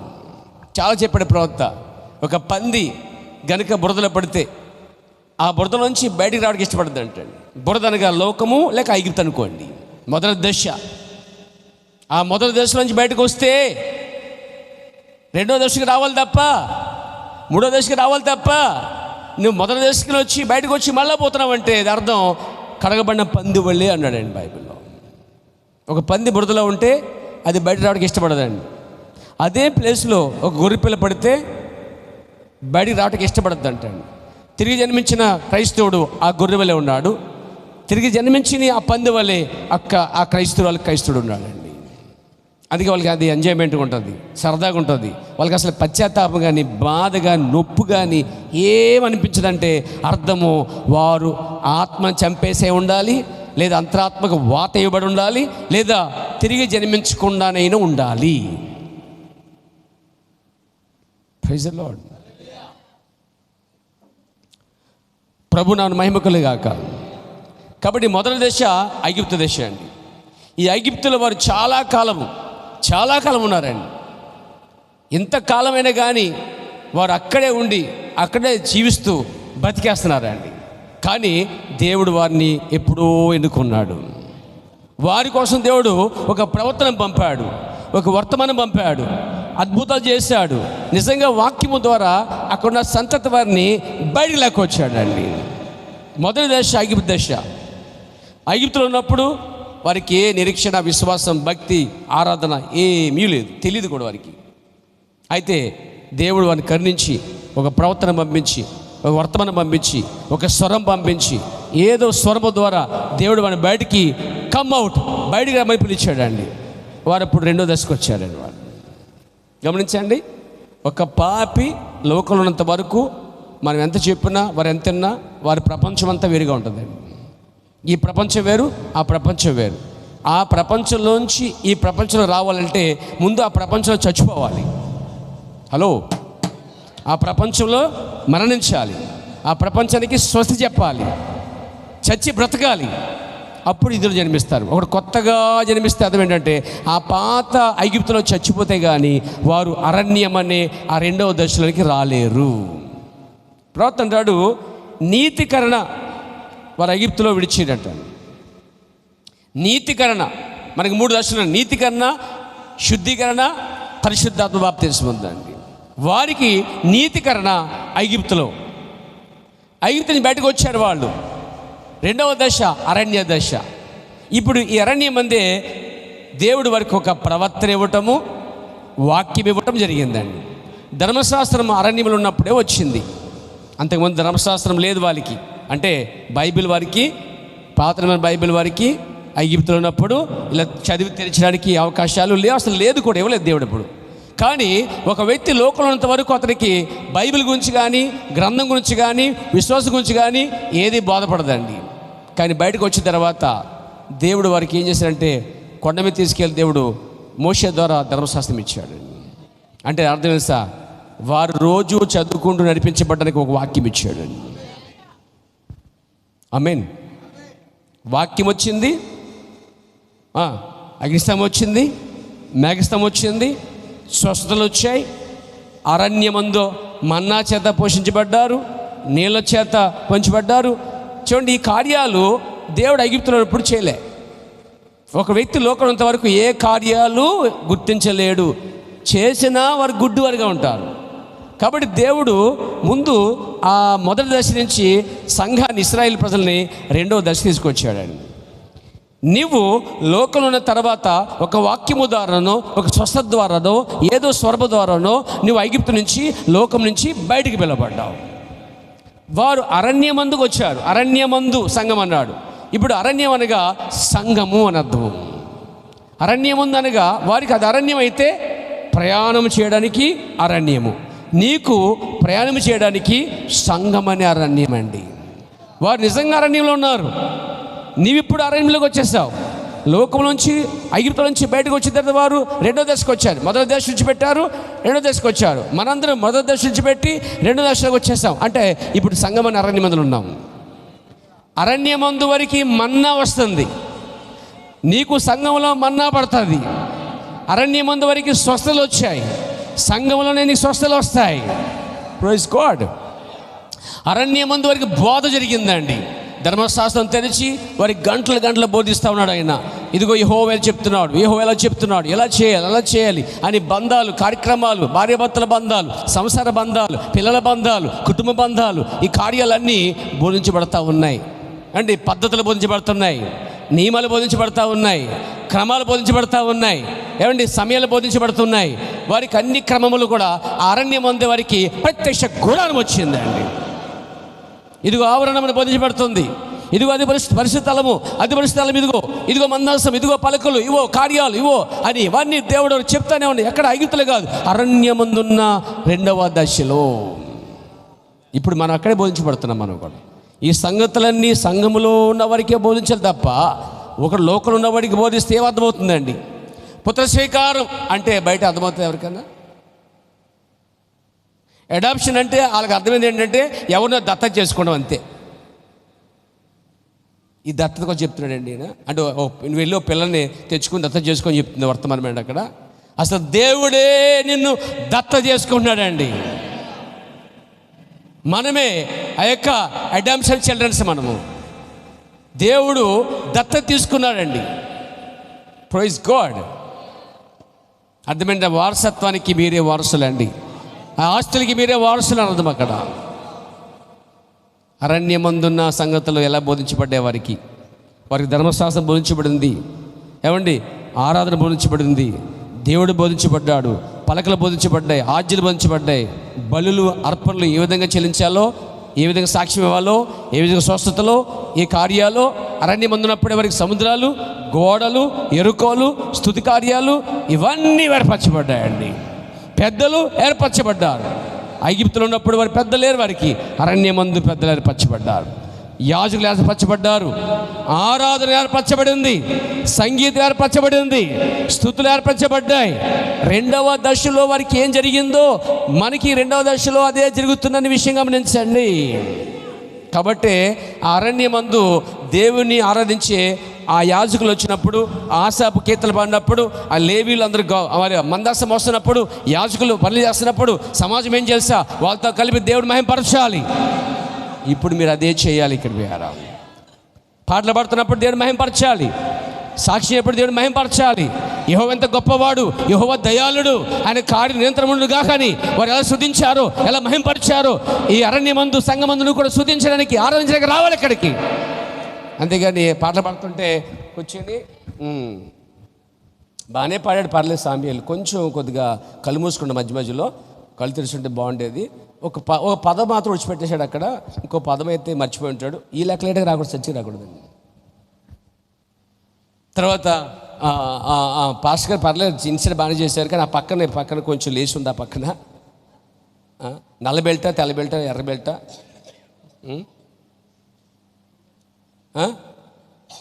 ఈ వారం ఏ చెప్పులు వేసుకొచ్చారు, పోయిన వారం ఏ సీర కట్టుకొచ్చింది ఆమె. ఈ ఆలోచన కోసం చచ్చి రాకూడదండి. కొంతమంది ఎంతమంది వచ్చారు? 1 2 3 4 5 6 10 మంది వచ్చారు, ఇంకో 10 మంది రావాల్సి ఉంది. దీనికోసంగా చర్చకు వచ్చేది. కొంతమంది ఎండ్రండి వాక్యం, వీళ్ళు ఎండరు కానీ ఎవరు వింటున్నారా అని చూస్తారండి. వాళ్ళు వింటలేదు, వీళ్ళు వింటలేదు. వాక్యము వాళ్ళకి వచ్చింది, వాక్యం వీళ్ళకి వచ్చింది, ఆ వాక్యం ఆమెకు వచ్చింది, వీళ్ళు కూర్చుని ఈ వాక్యం పలానా వాళ్ళకి, పలానా వాక్యం. మరి నీకేం లేదా? సంఘానికి ఆ విధమైన ఆలోచనతో రాకూడదు. సంఘానికి వచ్చినప్పుడు యెహోవాని ఆరాధించడానికి, క్రీస్తుని స్తుతించడానికి, ఘనపరచడానికి. సంఘానికి నేను వెళ్తున్నాను, తబలా వాయించాలి కాబట్టి వెళ్తున్నాను అని వచ్చావు అనుకో, నువ్వు తబలాతో ఉండిపోతావు, పైకి వెళ్ళవు. ఇంకా నేను కీబోర్డు వంచకి వెళ్తాను సంఘానికి అనుకుంటే కీబోర్డు వంచుకుని కూర్చుని పోతావు, పైకి రావు ఇంక నువ్వు. అలాగే నేను సంఘ పెద్దను కాబట్టి చూస్తూ ఉంటాను, ఇంకా నేను వాక్యం వినకూడదు, అలా వాక్యం వింటాను అనుకున్నావు. నువ్వు కూడా వాక్యం వినాల్సిందే, నువ్వు పోగొట్టుకుంటా దాన్ని. చర్చికి వచ్చేది ఎవరైనా, ప్రతి వ్యక్తి కూడా ఎవరి కోసమో కాదు, ఏ పని కోసం కాదు, పనులు చేసుకుంటూ అసలేం తెలుసా, వాక్యముతో పట్టుకుని నడవాలండి. అక్కడ ఆరాధన మిస్ అవ్వకూడదండి. ఇందాక సోదరి సాక్షి చెప్పింది ఆమెకి నేను వదిలేసాను. ఇందాక చెప్పి బయట ఏం చెప్పానండమ్మా, కనీసం ప్రార్థన చేసుకోకుండా ఆరాధించుకోకుండా సాక్షి చెప్పేస్తావా అన్నాను. నేను చెప్పేసి నేను మౌనం అయిపోయాను, డిసైడ్ అవ్వదు అని చెప్పి. మన పెద్దగారు ఏం చేశాడంటే కరుణమేడలాగా పిలిచేసి ఇచ్చేసాడండి ఆయన. వీళ్ళకి మా చెప్తున్నాను, ఎన్నోసార్లు చెప్తాను, బాబు క్రమం ఎవరు కాపాడాలండి? క్రమాన్ని ఎవరు కాపాడాలి? సరే ఈయన చెప్పేసా కాబట్టి నేనేం చేయాలి, కవర్ చేసుకుంటే ఇదే ఫస్ట్ ఇదే లాస్ట్ అంటున్నాను నేను. ఇంకేం చేస్తాను మరి? మళ్ళీ వచ్చేవారు ఇదే ఫస్ట్ ఇదే లాస్ట్ అంటే కుక్కతో వంకర అయిపోద్దండి. ఇక సమాజం బాగుపడదు. కరెక్ట్గా నిలబడాలి. మాట అంటే మాట మీద నిలబడాలి, టైం అంటే టైం నిలబడాలి. ఆరాధన అయిపోయిన తర్వాత వచ్చి నువ్వేం చేస్తావు అసలే చెప్పు, ఒకసారి ఆలోచించి. ఎందుకు వస్తున్నావు? పాటలు పాడి స్తుతించి ఆరాధించడానికి, కానుకలు వేసుకోవడానికి, అదంతా. కొంతమంది మీలో చాలామంది కానుకలు ఆకారం వేస్తున్నారు. చెడ్డ అలవాటు ఇది. మీరు ఇంకా ఐగుప్తులోనే ఉన్నారు. మీరు శుద్ధికరణ పొందాలి, మీరు సరి చేయబడాలి. శుద్ధికరణ లేకుండా మూడో దశకు వెళ్ళలేవు. నీతికరణ, శుద్ధీకరణ, పరిశుద్ధాత్మ దాడితేనే నిజంగా నువ్వు దేవుడు ఏర్పరచుకున్న వధువై ఉంటున్నావు. లేదు ఎక్కడో చోట అభ్యంతరం ఆగిపోతే నీ కర్మ, ఎవరేం చేయలేరు. లాస్ట్ కానుకలు వేయటం చెడ్డ అలవాటు. పద్ధతి మార్చుకోవాలి, ఈ విధం వంకరతనం పోవాలి. Praise the lord. దేవునికి మహిమ కలుగాక. అట్లీస్ట్ వచ్చి కాసేపు ప్రార్థన చేయకుండా, పాటలు పాడకుండా, ఆరాధించకుండా, స్తుతించకుండా ఇక్కడ ఏం చేస్తున్నావు నువ్వు? అసలే భయం లేని భక్తి అన్నమాట, నామకార్థమైన భక్తి, క్రమం లేని భక్తి. ఎప్పుడు అలా అవకాశం వచ్చినా సరే నీ క్రమాన్ని నువ్వు దాటి వెళ్ళకూడదు. నువ్వు నీ క్రమం కలిగి ఉండాలి. దేవునికి స్తోత్రం కలిగాక, దేవుని మహిమ కలిగాక. నేనేం చేస్తానని చెప్పేసి ఊరుకున్నాను అనమాట. అసలు ఎలా డిసైడ్ అవుతారు వీళ్ళని చెప్పి. డిసైడ్ అయిన తర్వాత అర్థమవుతుందో వీళ్ళకి ఈ స్థిరత్వం లేదు ఈ విషయంలో అనమాట. చూడండి, స్థిరత్వం కావాలండి. ఒక క్రమం ఎరిగి కూడా అలా చేయకపోతే ప్రవక్త అంటాడు ఈ వర్తమానంలో, ఇదే వర్తమానం చెప్తాడు. క్రమం పెరిగి అలా చేయకపోతే అనంట అక్రమం అన్నాడు. ఇదే వర్తమానం. పుత్రశంగా చదవండి ప్రేర.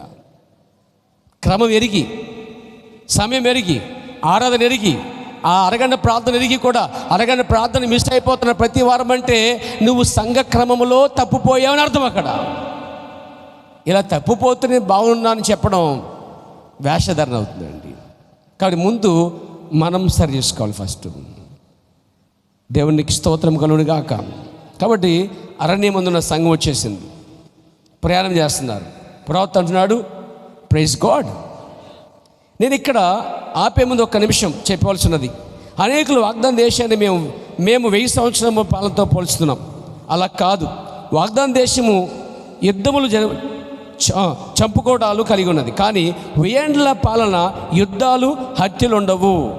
చాలామంది ఏంటంటే అక్కడ మొదటి దశ ఐగుప్తు దశ, రెండో దశ అరణ్య దశ. ఈ అరణ్య దశలో నుంచి మనకి వెళ్ళాలి, వాళ్ళకి వెళ్ళాలి, వాగ్దాన దేశంకి వెళ్ళాలి. వాగ్దాన దేశం అంటే కనాన్ దేశం అండి.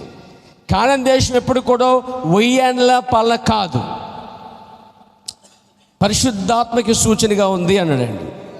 సరే, ఇక్కడ ఏం చెప్పబోతున్నాను? మొదటి దశ సంఘం నీతికరణతో రావాలి. రెండవ దశ అరణ్యమందు శుద్ధీకరణ. ఈ అరణ్యమందు అంటే సంఘములోనే దేవుడు ఇందా చెప్పినట్టుగా అన్నీ ఇస్తున్నాడు, దాంతోపాటు వాక్యం ఇస్తున్నాడు. ఇంకో విషయం మర్చిపోకండి, సంఘమందు దేవుడు శుద్ధీకరణ, పాత్రల్ని కడుగుతున్నాడు. ఇవన్నిటితో పాటు పాత్రలు కడుగుతున్నాడండి. ఇందులోనే ఈ అరణ్యమందున్న సంఘములోనే తిరుగుబాటు వస్తుందండి. నువ్వు లోకమంత వరకు తిరుగుబాటు చేయలేవు, కానీ సంఘంలో వచ్చిన తర్వాత తిరుగుబాటు చేయడానికి కారణము ఒక దురాత్మ. ఎవరో పరిశుద్ధాత్మ పొందుకున్నవారు ఆత్మ లేనివాడి మాట విని, ఆత్మ లేనివాడు ఆత్మ లేనివాడి మాట విని తిరుగుబాటు చేసే కార్యాలు అవన్నీ కూడా. కాబట్టి అరణ్యమందు తిరుగుబాటు ఉంది, అరణ్యమందు సోదున్నది, అరణ్యమందు సనుగుడు ఉన్నది, ఉందా? అరణ్యమందు విగ్రహాలు ఉన్నది, అరణ్యమందు వారు ఎక్కడో చోట కూర్చుండిపోతామని చెప్పుకొస్తున్నారు, అరణ్యమందు సరిపెట్టేసుకుంటున్నారు, అరణ్యమందు వారు ప్రయాణం చేయకుండా ఆగుపడకి ఇష్టపడుతున్నారు, గుడాలు వేసుకుని ఉండిపడకి ఇష్టపడుతున్నారు. ఇదంతా అరణ్యమందు జరుగుతున్న కార్యము. రెండవ దశ, చాలామంది చర్చకు వచ్చి, నేను చర్చకు వచ్చినప్పుడు కొంచెం నాకు అసలు సైకిల్ కూడా లేదు, ఈరోజు నాకు బైక్ వచ్చింది, దేవునికి స్తోత్రం, కాబట్టి నేను చర్చ రావట్లేదు, ఎందుకంటే బైక్ వచ్చింది. నేను ఒకప్పుడు ఏమీ లేదు, ఇల్లు లేదు, ఒక చేప కొండపతి తెచ్చుకున్నావు, కొండ ఇచ్చాడు దేవుడు, చేప ఇచ్చాడు, ఆ తర్వాత ఉద్యోగం ఇచ్చాడు దేవుడు, తర్వాత ఇల్లు ఇచ్చాడు, చర్చికి రాను. అరణ్యమందు జరుగుతున్న కార్యాలు అవన్నీ. ఐగుప్తులో ఏమీ తెలియదు, అరణ్యమందు స్వస్థత. అవునా? స్వస్థపరచబడతారు, స్వస్థత కృతజ్ఞత లేకుండా పోతూ ఉంటారు, ఆశీర్వాదం పొందుతారు, వెళ్ళిపోతూ ఉంటారు. ఇదంతా అరణ్యమే. అరణ్యములో ఎంతోమంది రాలిపోతున్నారు పేరా. అరణ్యంలో కడగబడుతున్నారు, అరణ్యంలో శుద్ధి చేయబడుతున్నారు, అరణ్యంలో తిరుగుబాటు చేస్తున్నారు, అరణ్యంలో మన్నా తింటున్నారు, అరణ్యంలో నీళ్లు తాగుతున్నారు, అరణ్యంలో స్వస్థత కార్యాలు చూస్తున్నారు, అరణ్యంలో అద్భుతాలు చూస్తున్నారు, అరణ్యంలో యుద్ధాలు చేస్తున్నారు, యుద్ధాలు గెలుస్తున్నాయి. ఇవన్నీ టోటల్గా అరణ్యమందు దశ. సేమ్ ఒక వ్యక్తి లోకంలోంచి బయటకు వచ్చిన తర్వాత కొంతకాలం దేవుళ్ళలో ఉండి, నాకు ఇది బాగానే ఉంది, పర్లేదు, అప్పుడు చర్చకు వచ్చినప్పుడు కొంచెం తక్కువ, ఇప్పుడు నేను చాలా ఎక్కువయ్యాను, కాబట్టి నేను దీవించబడ్డాను, కాబట్టి నేను ఇంకా ఈ చర్చి మానేసి ఇంకో చర్చికి పోతాను. ఇదేంటి 10th క్లాస్ ఏంటి, ఇంటర్మీడియట్ అనుకున్నావేంటి అనడానికి? ఒక చోటే ఉండాలి నువ్వు. ఆల్రెడీ ఇంటర్మీడియట్లో ఏమున్నాయి ఎల్కేజీలన్నీ పెంతెకోస్తు, బాప్టిస్ట్, మెథడిస్టులు ఇవన్నీ కూడా.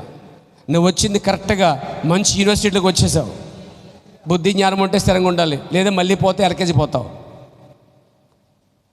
నేను చెప్పే విషయం మీకు అర్థమవుతున్నాయి పేరా. దేవునికి స్తోత్రం కలుగాక, దేవునికి మహిమ కలుగాక. ఇక్కడ టీచర్లు అండి అసలు ఏమనరండి, మనం లేట్కి వచ్చినా పర్లేదండి అని అలాంటి స్కూల్లో జాయిన్ చేసామనుకో, దరిద్రులుగా మారిపోతారు నీ పిల్లలు, దరిద్రులుగా మారిపోతారు. ఏమండి అర్థమవుతుందా? ఇక్కడ ఈ స్కూల్లో అండి లేట్కి వెళ్ళినా మధ్యలో వెళ్ళిన మా అబ్బాయిని అమ్మాయిని అసలు ఏమనరండి అని చెప్పి అక్కడ జాయిన్ చేసాం. ఫీజు కూడా తక్కువ ఇచ్చుకుంటారండి జాయిన్ చేసామనుకో. ఈ కకృతి ఫీజు తక్కువ అను, వాళ్ళు మా అబ్బాయి అమ్మని ఏమనరాను, లేట్కి వెళ్ళినా పర్లేదను అనుకోనికి జాయిన్ చేసావు. దరిద్రం ఒక్కరాదు వాడికి, అసలే అక్షరం రాదు వాడికి. అంటే నువ్వే నాశనము చేస్తున్నావు.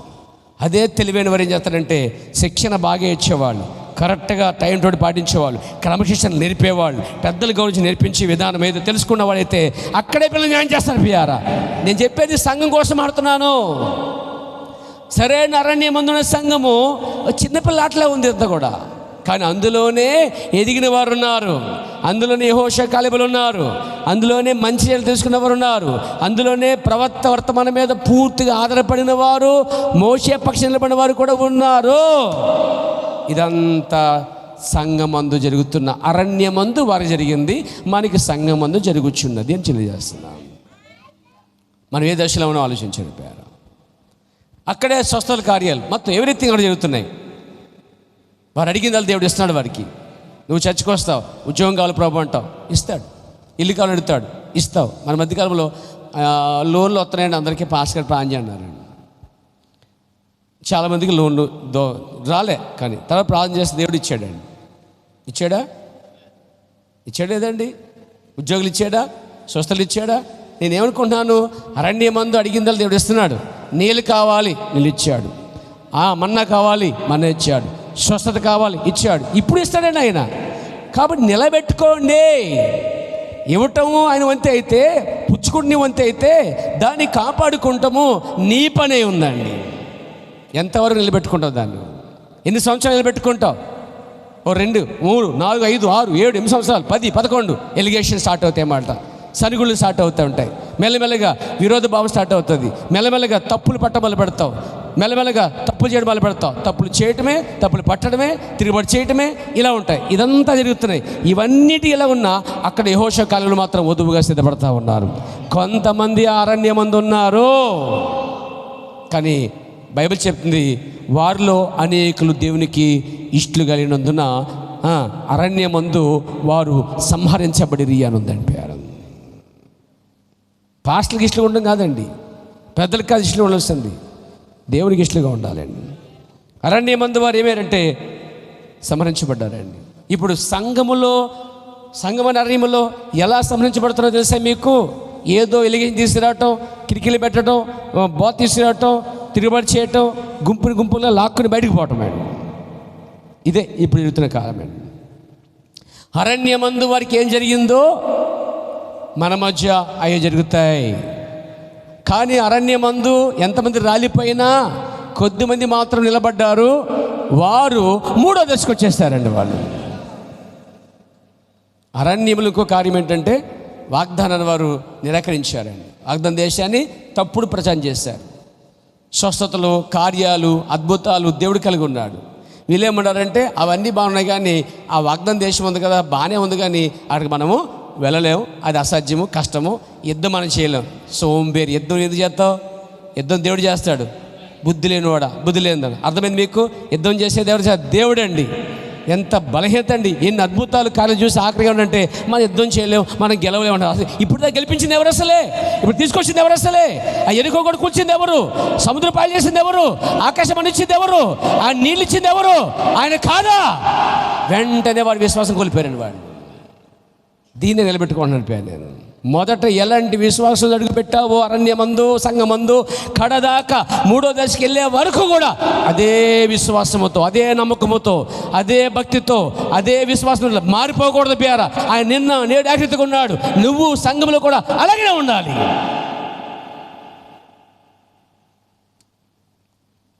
మోషే మీద సనిగారు వాళ్ళు, అహరోను మీద సనిగారు వాళ్ళు. పాతకాలంలో నా మీద సనిగా చాలామంది ఉన్నారండి. నేనంట వేరే బోధకి వెళ్ళిపోయానండి, బోధలోకి. మరి ఏ బోధ నాకు అర్థం కావట్లేదు. నేను కలిగిన బోధ ఏంటి నాకు అర్థమవుతుంది. మరి ఏ బోధకి వెళ్ళిపోయావండి? అసలే ఏ బోధ అవసరమో ఆ బోధలో ఉన్నాం. దేవుని స్తోత్రం కలిగాక చాలా రకరకాల సరిగారండి. ఆయన మీద ఉన్న ఆత్మ లేదు, వెళ్ళిపోయింది అన్నారు కొంతమంది. మరి నీ మీదకి వచ్చేసిందేమో ఆత్మ. అది ఇంకా సంతోషమే కదా. నా మీద ఆత్మ మీదకి వచ్చేది ఇంకా బలంగా ఉంటావు కదా. మరి ఆ మాట్లాడిన వాళ్ళందరూ బలహీనులయ్యి, లోకస్తులై, చెడి వ్యర్థులయ్యారండి. ఆధారాలు ఉన్నాయి. స్ట్రాంగ్గా లేరు, ఇప్పటికీ స్ట్రాంగ్గా లేరు. కానీ వారితో ప్రయాణం చేస్తున్న మీరు వారికంటే స్ట్రాంగ్గా ఉన్నారని మీకు తెలిస్తే, మీకు ఆ బయలుపాటు ఉంటే దేవునికి వందనాలు చెల్లిస్తున్నాను. నేను ప్రభునాను మహిమ కలుగాక, స్తుతి కలుగునుగాక. కాబట్టి 2వ దశ అరణ్యమైన దశ. ప్రవర్తనడు. ఇప్పుడు 3వ దశకు వస్తున్నాం. ఈ 3వ దశ కనాన్ దశ అండి. ప్రవర్తనడు అది ప్రయాణం యొక్క 2వ దశ. కానీ 3వ దశలో వారు యోర్దాను దాటి వాగ్దాన దేశంలో ప్రవేశించిరి. మొదటి దశ ఐగుప్తు దశ, 2వ దశ అరణ్య దశ. అరణ్య దశలోనే ఎక్కువ టైం పట్టిందండి.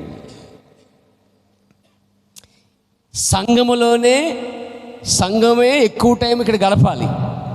ఎందుకని? ఆయన వచ్చే వరకు శుద్ధీకరణ జరగాలి, తిరిగి జన్మించాలి, సరిచేయబడాలి, విశ్వాసం కాస్త అనగలిగితే పెరగాలి, డెవలప్మెంట్ ఉండాలి, భక్తిలో, ప్రార్థనలో, వాక్యంలో ఎదుగుతుంటే అప్పుడు 2వ స్టెప్కి వెళ్తాం పేరు మనం. కాబట్టి సంఘంలో దేవుడు శుద్ధీకరణ చేస్తున్నాడు. నీతికరణ, శుద్ధీకరణ, పరిశుద్ధాత్మ బాప్తిసం 3వ కార్యమే అండి. ఒక నీటి మూలంగా జన్మిస్తాడు, తిరిగి జన్మిస్తాడు. 2వది నీటి మూలంగా జన్మిస్తాడు. 3వది ఆత్మ మూలంగా జన్మిస్తే కానీ వాడు పరలోకం పోడు అన్నాడు అండి. వారు ఐగుప్తు నుంచి బయటకు వచ్చారు, అరణ్యం నుంచి బయటకు రావాలి. అరణ్యం దాటిన తర్వాత వారు యోర్దాను దాటి పక్క రావాలి. యోర్దాను అవతల చచ్చిపోయాడు వాళ్ళందరూ కూడా. ప్రవర్తనాడు.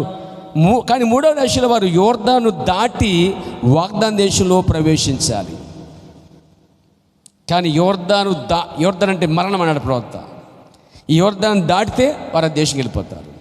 తర్వాత వారు కాదేశ బర్న్య అక్కడ వచ్చారు. కాదేశ బర్న్య దాటితే చాలా పక్క వెళ్ళిపోతారు. అక్కడే వారి శోధించబడ్డారట.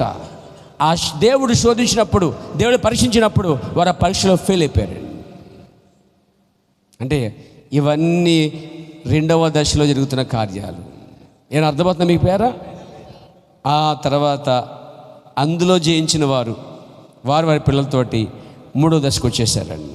ప్రవక్త అంటాడు, గ్లోరీ టు గాడ్. నీతికరణ లోదన కాలం అంటండి, శుద్ధీకరణ విసిలి కాలం అంటండి. ఇప్పుడు పరిశుద్ధాత్మ బాప్తిస్ కార్యం అంటున్నాడండి. ప్రభునామమున మహిమ కలుగుగాక. నీతికరణ అయిపోయింది, శుద్ధీకరణ అయిపోయింది. పరిశుద్ధాత్మ బాప్తిస్ ఎదుకు వచ్చినప్పుడు దేవుని ప్రవక్త మాట చెప్తున్నాడు, ప్రభునామమున మహిమ కలుగుగాక. Praise the lord. అది ఎట్లా వచ్చిందో గమనించండి. వర్తమానం వచ్చుచున్నది, మార్టిన్ లూథర్ ద్వారా నీతికరణ వర్తమానం వచ్చింది. వర్తమానం వచ్చుచున్నది, వెస్లీ ద్వారా శుద్ధీకరణ వర్తమానం వచ్చుచున్నది, పెంతెకోస్తు బాప్తిసం వచ్చుచున్నది. ఈ వర్తమానములను మించి మరేమి ఎన్నడూ రావు. మనం అంత్యకాలంలో ఉన్నాము. 3 దశలు. పరిశుద్ధాత్మ బాప్తిసము హృదయమును శుద్ధి చేయను అన్నాడండి.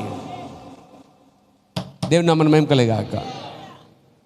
నా ముగింపుకి వస్తున్న పేర ఈ 3వ దశ పరిశుద్ధాత్మ బాప్తిసం అండి.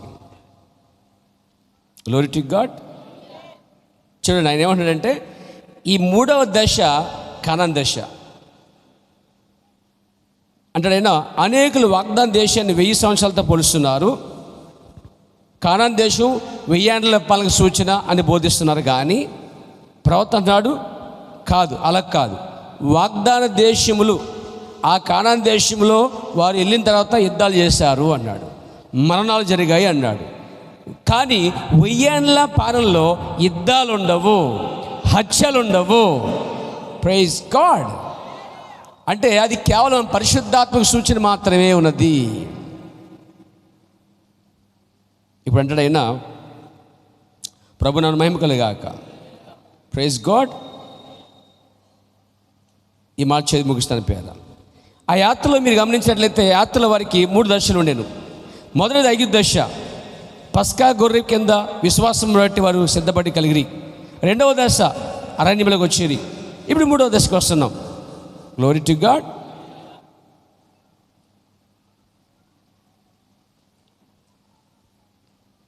మూడవ దశ శుద్ధీకరణం. పరిశుద్ధాత్మ బాప్తిసం అంటే శుద్ధీకరణం అంటే అర్థం పరిశుద్ధాత్మ బాప్తిసం ద్వారా లోపల తిరిగి జన్మించుట, మనసు హృదయమును పవిత్రపరుగును. పరిశుద్ధ వైపు మనం చూద్దాం. ఒకడు పాపము గురించి పశ్చాత్తాపడి ఇంకాను దురాలోచనలు కలిగి ఉండవచ్చు. 3వ దశకు వస్తే ప్రజలు ఎలాగ ఉంటారని తెలుసుకుందాం. ముగింపుకొద్దాం. ఒకడు పాపం గురించి పశ్చాత్తాపడి ఇంకాను దురాలోచన కలిగి ఉండవచ్చు. ఒక స్త్రీ ఆమె చెడ్డ స్త్రీ అనిచో చెడు తలంపులు వచ్చి చుండును కనుక గమనించును. ఒకడు తాగబోతే ఉండొచ్చు, సారాయి వాసన తగిలినప్పుడు మనసు అటు లాగును, చూసారా. కానీ పరిశుద్ధాత్మ పొందినప్పుడు ఆ వాంఛ ఆమెలో నుండి లేక అతల నుండి కడిగివేయబడును. నీతికరణ, శుద్ధీకరణ, మరి పరిశుద్ధాత్మ బాప్తిసంలో ఏమి జరిగిద్దండి? పరిశుద్ధ బాప్తిసంలో సారా వాసన కలిగిన లాగుతున్నా కానీ ఆ లాగటం గమనిస్తారు. వ్యభిచారం చేసేవాళ్ళు వ్యభిచార మనసు కలిగిన ఆ సమయం వచ్చినప్పుడు అది లాగటం గమనిస్తారు. చెడతలంపులు కలిగిన వారు అదే కలిగి ఉంటారు. ప్రవక్త అన్నాడు, ఇవన్నీ వారికి వచ్చుచున్నాను. సారే వాసన తగిలినప్పుడు మనసు అట్లా లాగినాను, చెడతలంపులు వచ్చినాను. ఒకడు పాపము చేసి పశ్చాత్తాపడి దురాలోచన కలిగినాను. పరిశుద్ధాత్మ పొందినప్పుడు ఆ వాంఛ వారిలో నుండి కడిగివేయబడును. ఆ కోరిక అచ్చట లేదిక, అయినా ఇంకా అతడు సరికాలేదు. పరిశుద్ధాత్మ మరియు అగ్ని బాప్తిసం పొందవలెను, శుద్ధీకరించబడవలను, దహించబడవలను, కాల్చబడవలను, పవిత్రపరచబడవలను దేవుని పని కొరకు. అప్పుడు దేవుడు అతను పక్క పెడతాడట అండి. ఇక అది కడగబడి శుద్ధి చేయబడి పక్క పెట్టబడదట. దేవుడు తన పూర్తాత్మ నింపి తన రాజ్యం కోసం వాడుకుంటాడట. ఎంతమంది రాజ్యం కోసం వాడబడుకుంటారు పేరు? ఆయన రాజ్యం కోసం వాడబడుకుంటే ఎంతమంది? నీతికరణ, శుద్ధీకరణ, పరిశుద్ధాత్మ బాప్తిసం. మొదటి దశ అగ్ని దశ, 2వ దశ అరణ్య దశ, 3వది పరిశుద్ధాత్మతో పూర్తిగా కడగబడుట, నింపబడుట. ప్రభునామ మహిమ కలుగాక. ఇక్కడ ఆయన ఒక మాట చెప్తున్నాడు. ఆయన ప్రైజ్ ది లార్డ్, దేవునికి స్తోత్రం కలుగాక. ఏమంటాడంటే చాలామంది క్రైస్తవులు మనం చూస్తాం. మెథడిస్టుల వారులారా వినండి, నాజరీల వారులారా, ఫిలిగ్రమ్స్ హోలీనెస్ వారులారా, చర్చ్ ఆఫ్ గాడ్ వారులారా, శుద్ధీకరణను నమ్మేవారులారా, మీలో అపవిత్రతను చంపుకునే వారులారా, చెడు సంపూర్తిగా తీసిపోయి మనసు గలవారులారా, మీరు నది ఆవల ఒడ్డుకు చెందినవారు. ఏం అర్థమైంది మీకు? ఈ కట్టంతా కలిపి అన్నాడైనా మీరు ఆ యోర్దన అవతలే ఉన్నారని చచ్చిపోతారు. అందులో ఉండేవాళ్ళు. అరణ్యమందుని ఆ సంఘము ఇంకో స్టెప్ ముందుకు రావాలండి. కానీ స్త్రీలారా, పురుషులారా, మీలో ఉన్నది ఏదో ఒకటి మిమ్మలను అలను బయటకు పిలిచినట్టుగా ఇంకా యోర్దాను దాటి నది అవతలకి ఒడ్డునకు దాటవలస్తున్నది. ఈ అరణ్యమందున సంఘము యోర్దానికి యువతలో చచ్చిపోయారు చాలామంది. కానీ అందులో బతుకున్నవారు సజీవులు. చెప్పండి, అలను పిలిచిన వారు, ఆత్మ నింపబడిన వారు ఏం చేశారంటే ఆ 2వ దశ నుంచి 3వ దశకు వచ్చారండి.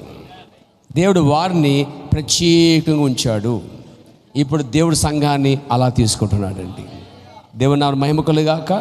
కాబట్టి ఇశ్రాయేలు యొక్క దశలో 3 దశలు ఉన్నాయి.